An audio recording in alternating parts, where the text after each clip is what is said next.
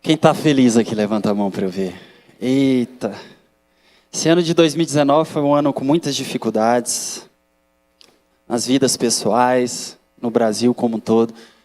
Mas nós temos um Deus que cuida de nós, amém? E eu tenho fé, e já profetizo que o ano de 2020 vai ser excelente na sua vida. Você recebe isso? Então dê uma salva de palmas a Cristo. Abram comigo sua Bíblia lá em Lucas capítulo 5.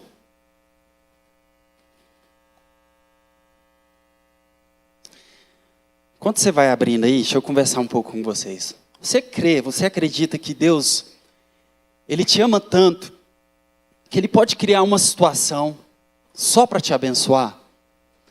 Ele pode mover pessoas poderosas só para te abençoar? Ele pode fazer um culto desse, falar com o pastor, dar uma palavra rema específica só para te abençoar? Você crê nisso? É sobre isso que eu quero falar nessa noite.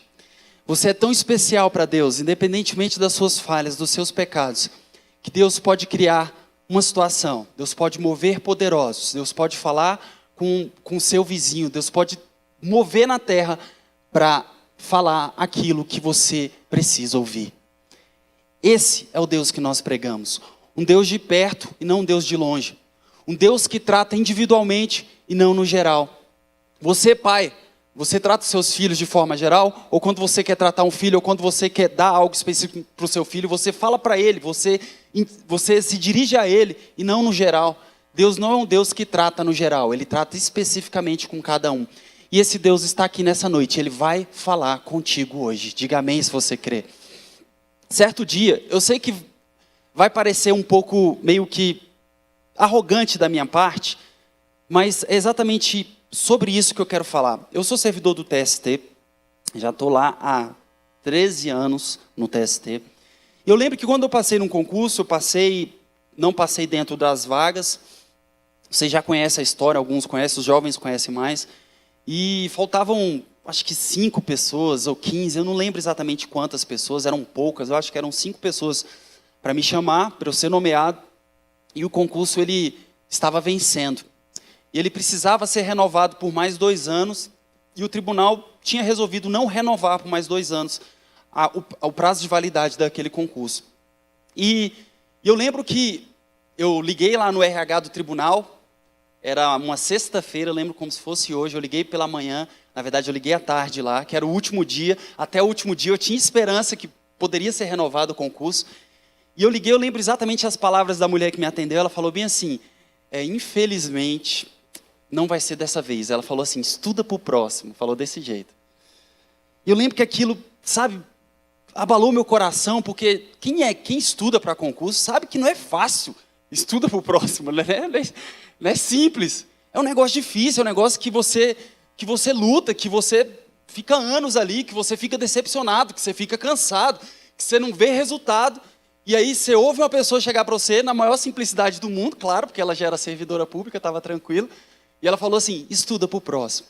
Eu lembro que aquilo, meu coração ficou triste, porque era um direito meu. Por que o tribunal não poderia renovar por mais 2 anos? Todo concurso aí é válido por 2 anos e eles renovam por mais 2. O nosso não, só eram 2 anos, porque havia uma resolução no tribunal que falava que os concursos eles tinham duração de 2 anos. Pois bem, só que naquele mesmo dia, naquela mesma hora, o tribunal pleno estava reunido.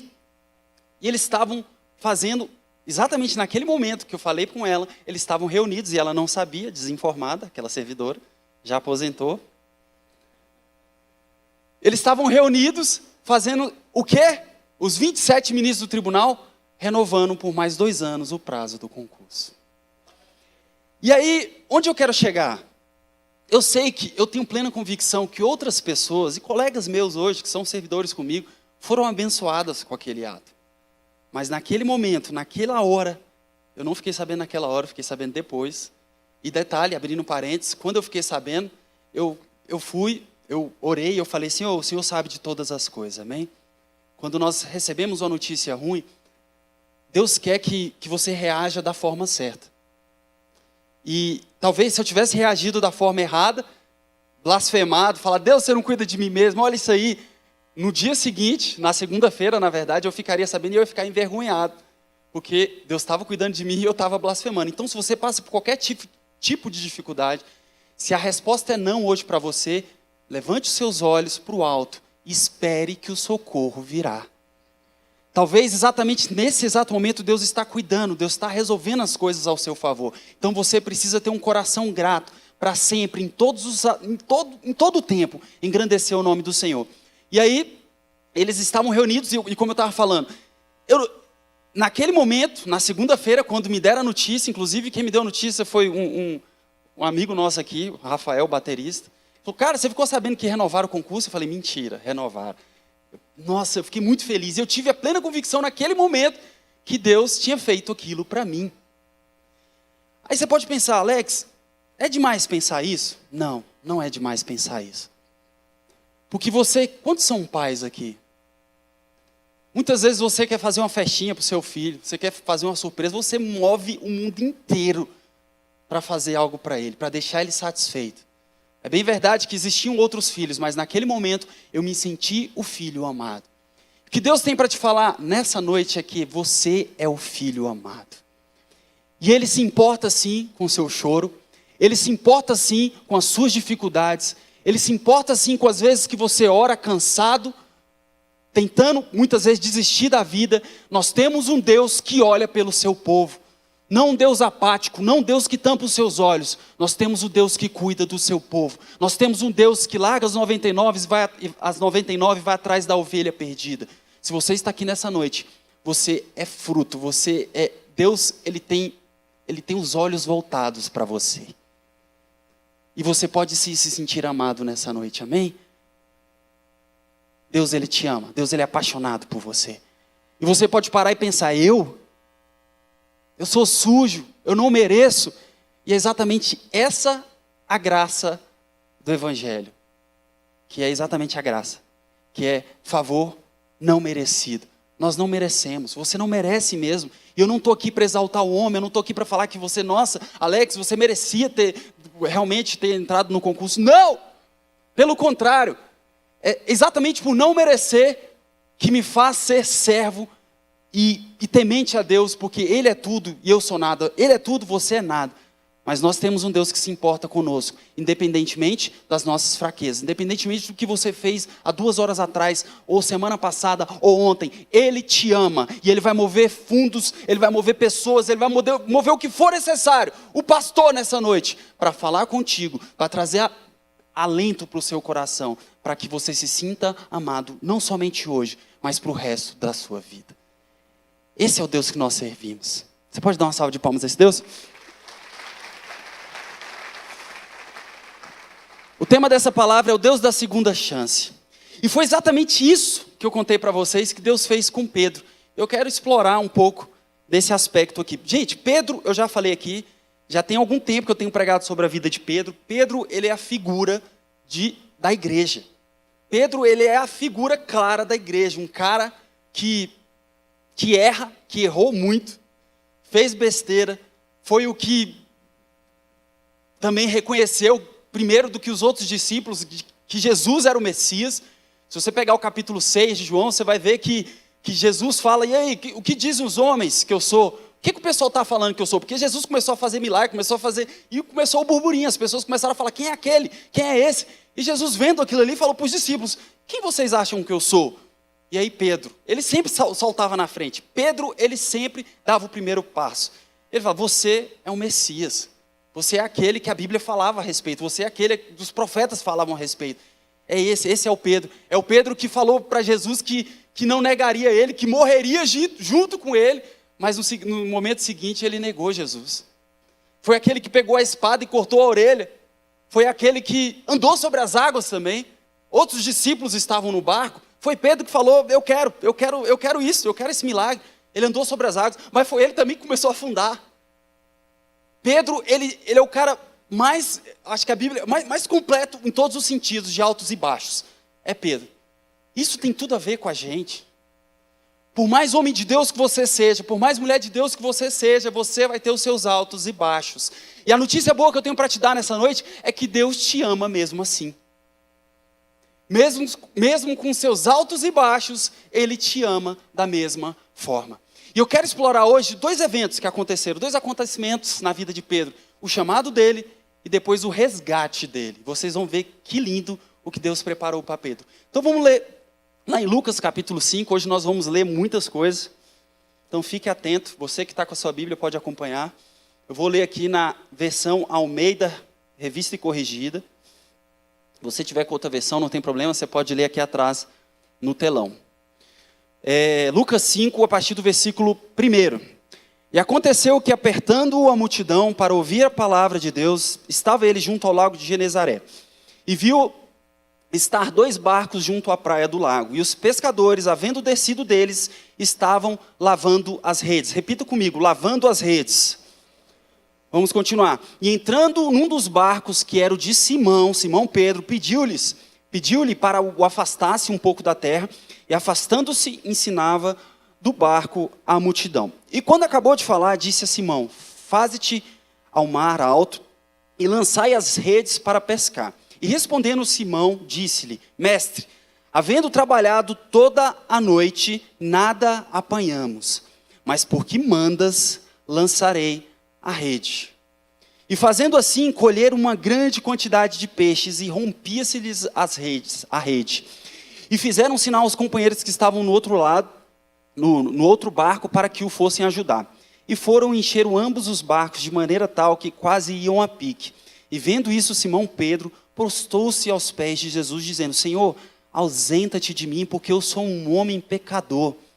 Pois que o espanto se apoderara dele e de todos os que com eles estavam, por causa da pesca que haviam feito. E de igual modo também de Tiago e João, filhos de Zebedeu, que eram companheiros de Simão. E disse Jesus a Simão: não temas, de agora em diante serás pescador de homens. E levando os barcos para a terra, deixaram tudo e os seguiram. Até aqui eu queria ler com vocês. Olha só que louco isso aqui. Eles estavam, primeira coisa, eles estavam lavando as redes. Eu preguei sobre isso no acampamento de jovens, no início do ano.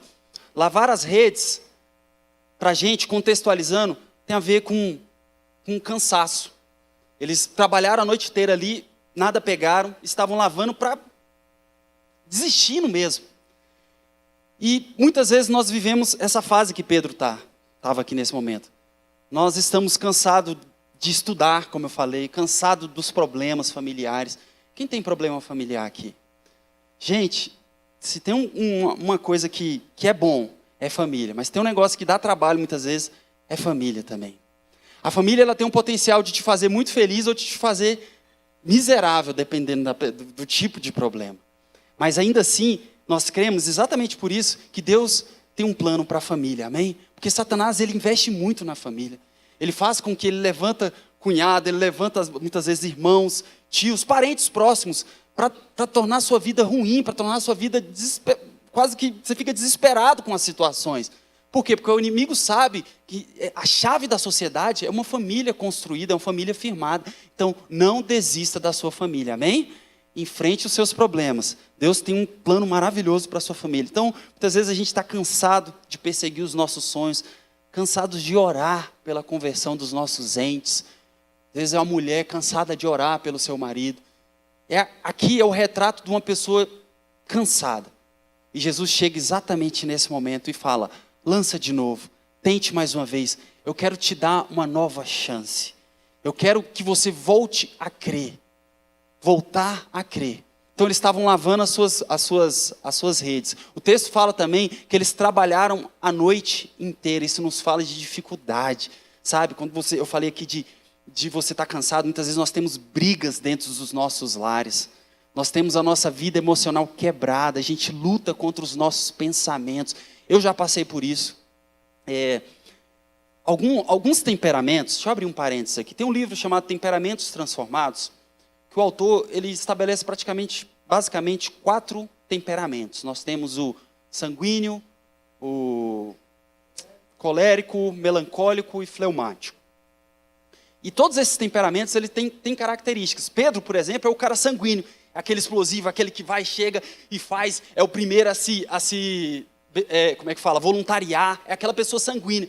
Mas, exatamente por isso, muitas vezes ele se arrepende de não ter pensado antes de falar, esse é o sanguíneo. Eu não vou falar as características de todo, não, mas o colérico, o melancólico e o fleumático são aqueles de temperamento mais tranquilos, mais, sabe, a energia mais baixa. Por exemplo, Moisés é um cara melancólico.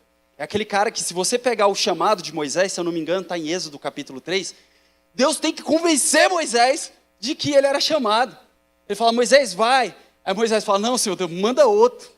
Quem sou eu? Eu sou gago. E começa, se fosse com Pedro, ele fala, estou aí, é nós. Ele se ofereceu para andar sobre as águas.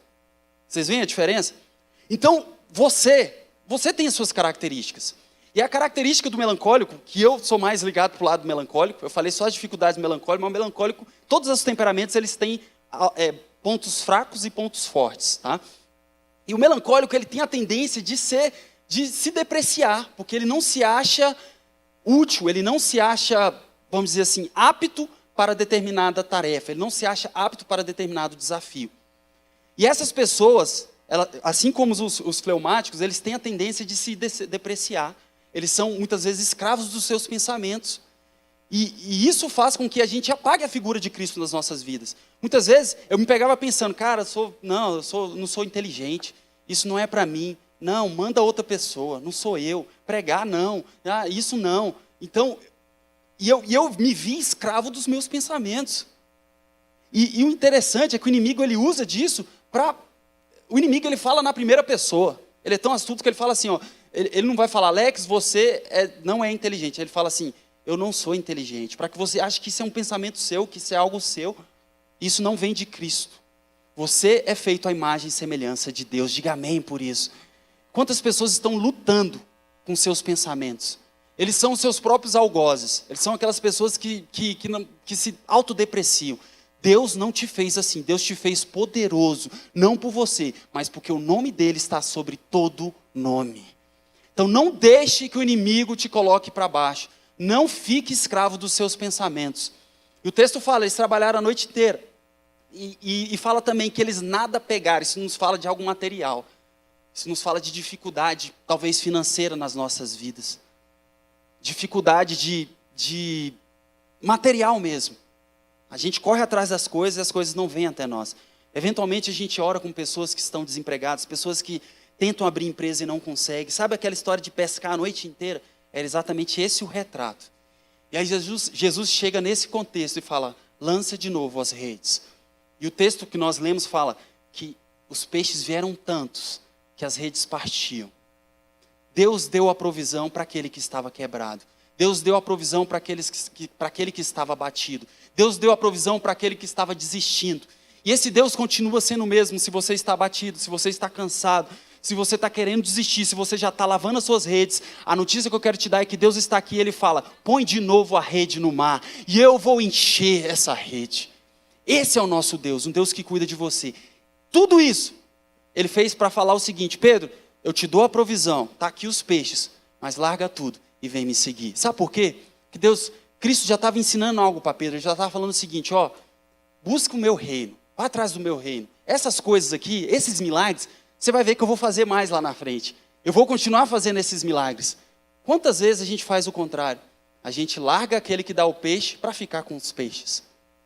Pedro fez o contrário disso. Ele largou os peixes para ficar com aquele que dava a provisão. Quantas vezes as pessoas, isso a gente vê o tempo todo.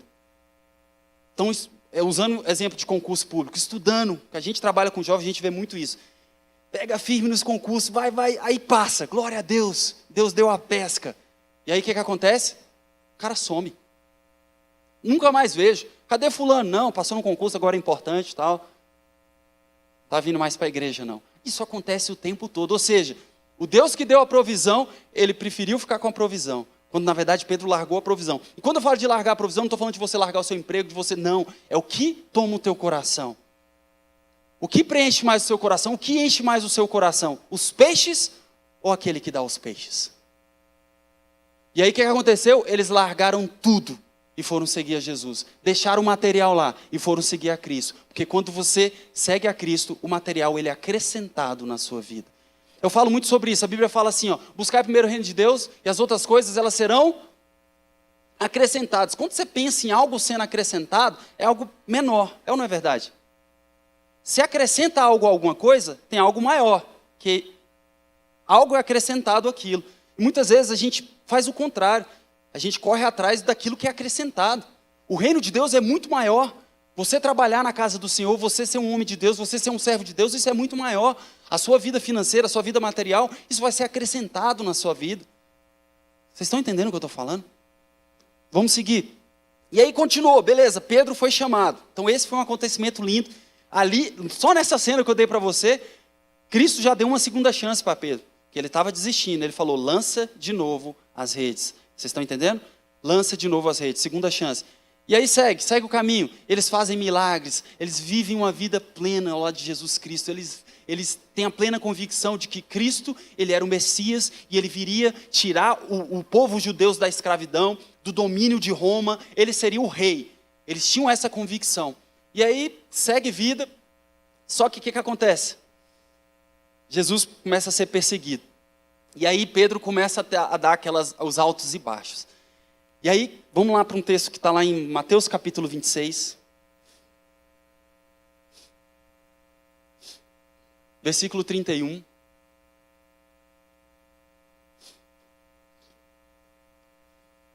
E aqui Pedro faz uma promessa para Cristo. Vamos ler. Então Jesus lhes disse, todos vós essa noite vos escandalizareis de mim, porque está escrito, ferirei o pastor e as ovelhas do rebanho se dispersarão. Mas depois que eu ressuscitar, irei adiante de vós para a Galileia. Olha, Jesus está falando tudo o que ia acontecer, mas eles não prestaram atenção.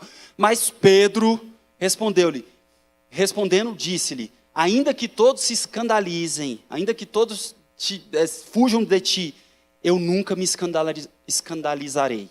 Disse-lhe Jesus, em verdade te digo que nessa mesma noite, antes que o galo cante, 3 vezes me negará. Disse-lhe Pedro, ainda que me seja necessário morrer contigo, não te negarei. E todos os discípulos disseram o mesmo. Olha o sanguíneo, se eu tiver de morrer contigo, Jesus, eu não vou negar. E o que aconteceu? Vai lá para o versículo 69, mais para frente. Ora, Pedro estava sentado fora do pátio e aproximando-se dele, uma criada disse, tu também estava com Jesus, o Galileu. Mas ele negou diante de todos, dizendo, eu não sei o que você está falando. E saindo para o vestíbulo, outra criada o viu e disse aos que estavam ali, este também estava com Jesus o Nazareno. E ele negou outra vez com juramento, não conheço tal homem. E logo depois, aproximando-se, os que ali estavam disseram a Pedro, verdadeiramente, também tu é deles, pois a tua fala te denuncia, você é crente, você é cristão. Então começou ele a praguejar e a jurar, dizendo, não conheço esse homem. E imediatamente o galo cantou, e lembrou-se Pedro das palavras de Jesus, que lhe dissera, antes que o galo cante, 3 vezes me negará. E saindo dali, chorou amargamente. Esse aqui é um ponto central. Pedro, quando ele falou que queria seguir Jesus, ele falou de verdade, ele não estava sendo falso. Quando você vem para um culto e é abençoado, e você faz votos, todo início de ano a gente faz os nossos votos, nós fazemos com o coração. Quando nós fazemos votos ao Senhor de não pecar mais, de largar determinado vício, de tratar melhor os nossos filhos, a nossa esposa, de cuidar do meu casamento, de cuidar da minha vida, da minha empresa, você faz com o coração. Só que, quando é na prática, você erra, você peca, você cai. E você fica amargurado por ter errado, por ter pecado, por ter caído. Esse é o peso do pecado. E é exatamente aquilo que Pedro estava sentindo. Ele chorou amargamente, porque quando ele prometeu para Jesus, ele queria fazer aquilo. Quando você promete santidade, você quer isso. Paulo fala lá em Romanos, capítulo 7, ele fala sobre essa luta. Fala assim, o bem que eu quero, esse eu não consigo fazer. Eu quero fazer o bem, mas no meu corpo habita uma lei diferente. Essa luta do cristão, isso é válido. É assim que tem que ser. Quando você, com todo o seu coração, você fala, Deus, eu quero te servir, eu quero. E aí, na semana seguinte, você faz aquilo que você não queria fazer. É esse peso que Pedro sentiu naquele momento. Ele chorou amargamente. E aí entenda o contexto, a gente precisa entender muito bem isso. Cristo é crucificado, é morto. Ele não tinha notícia ainda que ele não se ligou que ele ressuscitaria. Então você consegue imaginar a depressão com que Pedro estava, o sentimento que ele estava. Ele negou Jesus morreu, acabou a esperança. Aquele que a gente achava que ia revolucionar, que ia reinar, que ia tirar o povo judeu da escravidão, do domínio de Roma, ele morreu. E o pior, eu neguei ele 3 vezes. E eu tinha falado que ia morrer se fosse preciso, mas na primeira oportunidade, eu não consegui fazer isso. Esse é o contexto, um contexto de desespero, um contexto de uma pessoa quebrada. E aí, os discípulos se dispersaram, a Bíblia fala sobre isso, e Jesus, no texto que nós lemos, lembra, ele citando o profeta, ele falou bem assim: ferirei o pastor e as ovelhas se dispersarão. Ele estava já falando tudo que ia acontecer, mas eles, enfim, Pedro não prestou atenção. É uma das características do sanguíneo também, a cabeça muito, às vezes não presta atenção naquilo que a gente fala. Muitas vezes nós pregamos aqui, nós falamos a palavra, e a gente se esquece na semana. E foi isso que aconteceu. E aí, Jesus ressuscitou. E começou a aparecer para alguns discípulos. Mas ele tinha algo específico para Pedro. E aí, eu volto ao início da minha história. Jesus, ele criou toda uma cena. Ele criou todo um ambiente. Gente, esse texto é lindo, é lindo. Eu espero conseguir passar para vocês o que Cristo fez aqui. Vai lá para o livro de João, capítulo 21.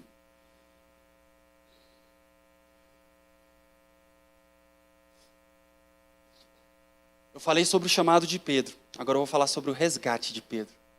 E olha o que Cristo fez aqui. Bom, o contexto é o seguinte: Jesus, estava rolando um boato que Jesus não estava mais no túmulo, que teria ressuscitado, enfim, ele já estava aparecendo para alguns discípulos, mas ele tinha algo específico para Pedro, porque ele sabia o que tinha acontecido. Então vamos ler, João capítulo 21, versículo 1. Depois disso, manifestou-se Jesus outra vez aos discípulos junto ao mar de Tiberíades, e manifestou-se assim: estavam juntos Simão Pedro e Tomé, chamado Dídimo, e Natanael, que era de Caná da Galileia, e os filhos de Zebedeu e outros 2 dos seus discípulos. Disse-lhe Simão Pedro: vou pescar. Olha aqui para mim. Esse vou pescar, às vezes a gente lê e passa despercebido isso. Mas o que isso significa? Pedro, ele tinha largado a pesca para andar com Cristo. Ele teve uma decepção, um pecado. Ele resolveu voltar às velhas práticas. A esperança dele tinha ido embora. Ele falou: eu vou voltar a fazer o que eu sei fazer, eu vou pescar. Vamos continuar. Guarda isso aí.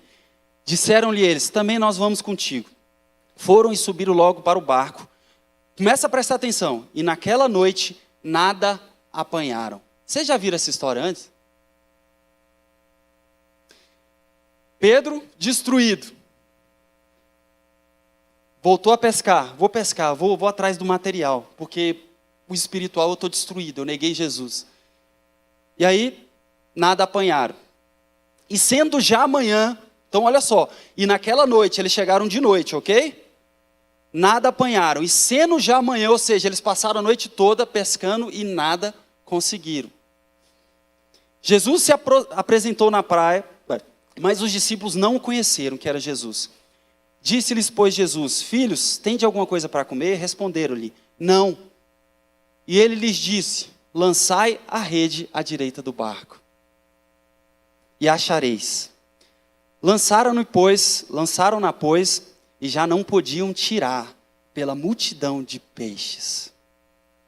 Então aquele discípulo a quem Jesus amava disse a Pedro: é o Senhor. E quando Simão Pedro ouviu que era o Senhor, cingiu-se com a túnica e lançou-se ao mar, e os outros discípulos foram com o barco, levando a rede cheia de peixes. Olha só, mais uma vez o temperamento de Pedro aqui. Ele foi o único que saiu nadando, cara. Os outros discípulos foram dentro do barco. Ele era esse cara intenso. Vamos continuar, versículo 15.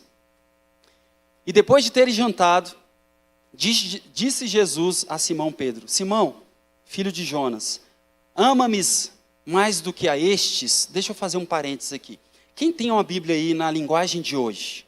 Está lendo na linguagem de hoje. A linguagem de hoje, ela fala, se eu não me engano, assim, você me ama mais do que estes me amam?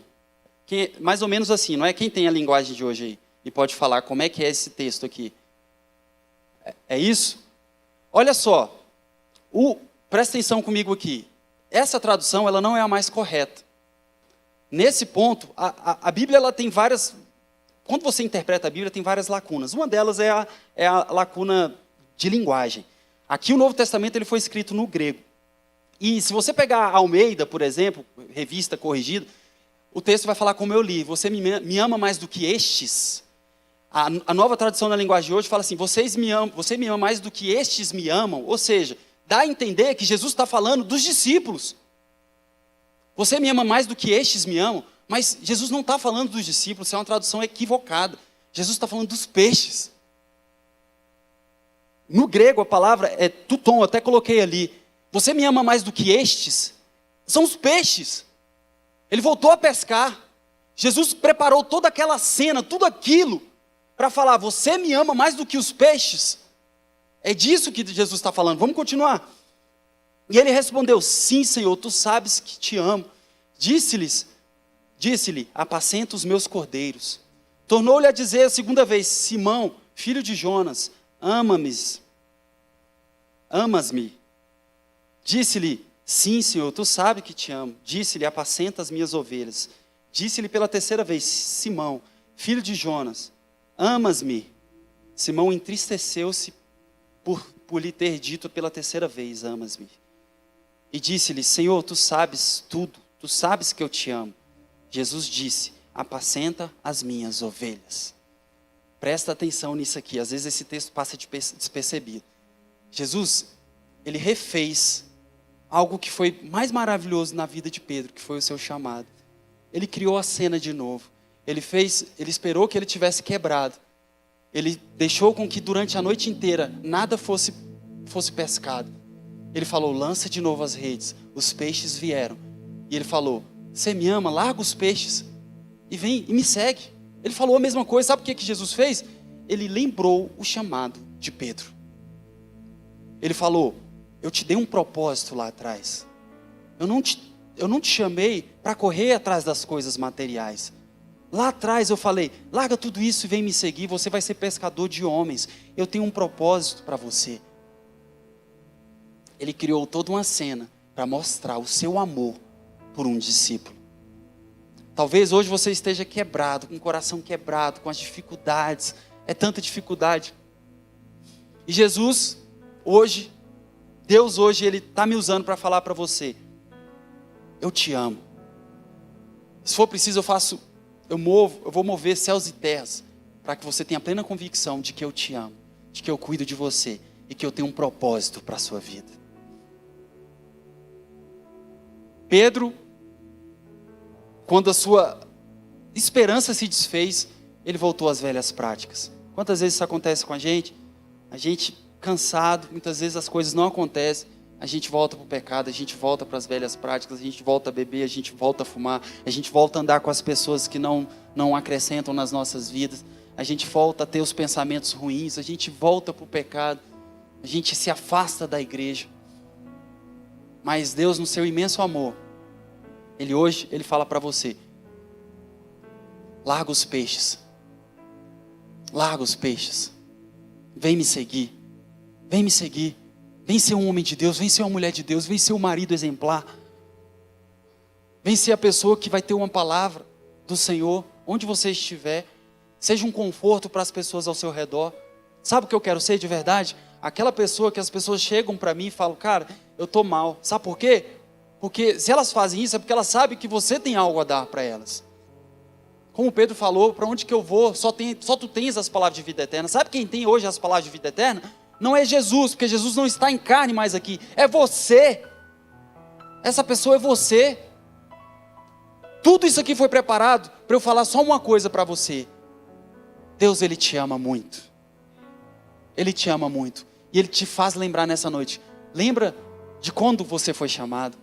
Lembra do seu primeiro amor. Como você era apaixonado por Cristo. Lembra lá atrás o quanto você orava, o quanto jejuava, e hoje não faz mais isso. Por quê? Porque vem o cansaço, as dificuldades vêm e a gente vai se afastando. E a gente volta às primeiras práticas. É tempo de voltar a seguir a Cristo. É tempo de voltar o vigor de servir a Deus. É tempo de voltar o vigor no seu coração, a plena convicção de que Ele te ama. Que independente das dificuldades, Ele continua sendo Deus, Ele continua sendo bom. E a notícia boa é que Ele está aqui nessa noite, amém? Você pode ficar de pé no seu lugar?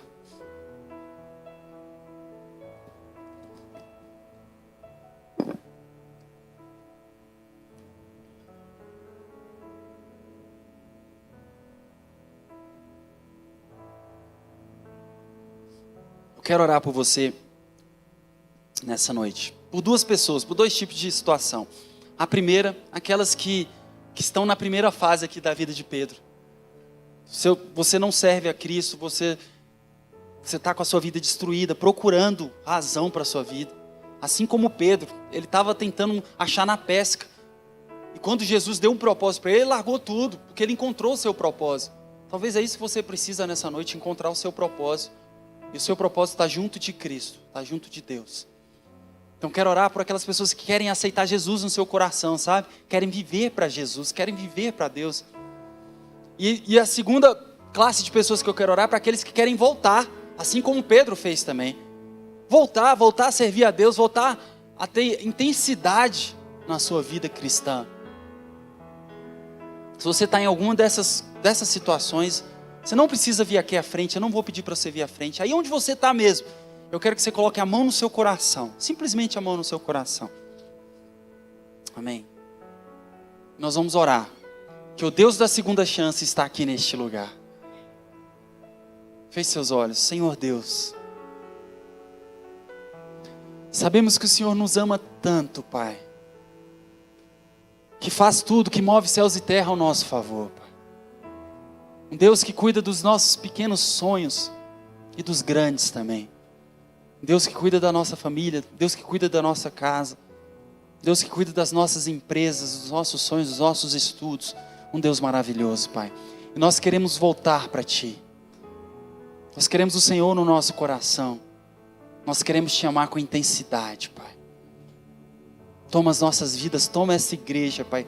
Toma a dificuldade do Teu povo. Toma a dificuldade do Teu povo, Pai. Sabemos que o Teu povo padece muitas vezes, Pai. Mas nós não queremos deixar de crer que o Senhor é poderoso, que o Senhor ama o seu povo, que o Senhor vai dar a provisão, Pai. Nós não vamos guardar as nossas redes, nós vamos lançar as nossas redes, Pai. Segundo a Tua palavra, no novo ato de fé, Pai, crendo que o Senhor é poderoso, Deus. Toma a Tua casa, toma essa igreja, recebe as nossas vidas, Pai, como um filho que retorna a casa, em nome de Jesus. Amém. Você pode dar uma salva de palmas a Jesus?